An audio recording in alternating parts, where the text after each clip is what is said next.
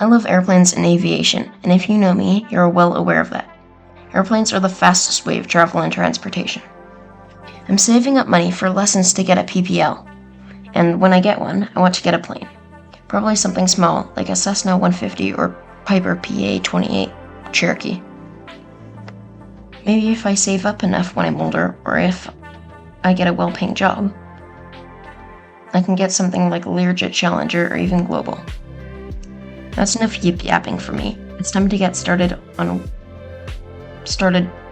talking about why planes are so important. The longest flight in the world is from New York to Singapore, and that takes less than a day, only 19 hours. I don't know how fast you could walk from those places to each other, but I'm assuming that it would take longer than 19 hours. Now, there are many types of planes. We have airliners and commercial, firefighting, privately owned planes, like I previously mentioned, fighter jets, and more. All of these are extremely important. Without them, we wouldn't be able to go far places easily, go up in the air and see some amazing sights, watch amazing skill and precision, and a big part of the military and armed forces. As you may know, the Wright brothers, Wilbur and Orville Wright, credited for the first succeeding powered airplane. They spent 4 years researching and developing the Wright Flyer, which was made out of wood, muslin, and aluminum. On December 17, 1903, history was made by the Wright brothers at Kitty Hawk, North Carolina. The first successful airplane was flown for the first time, with Orville Wright controlling the plane.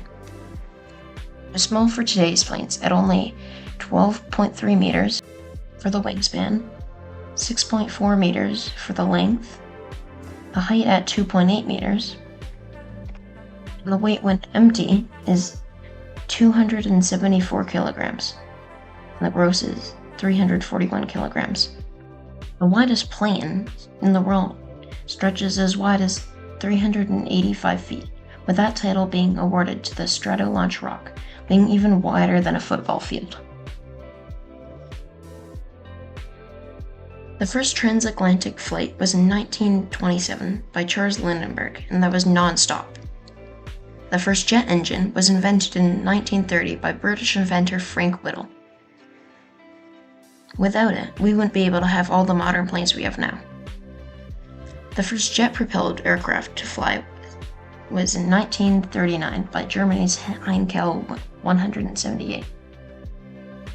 The first plane to pass the speed of the sound was in 1947 by Chuck Yeager, which is very impressive.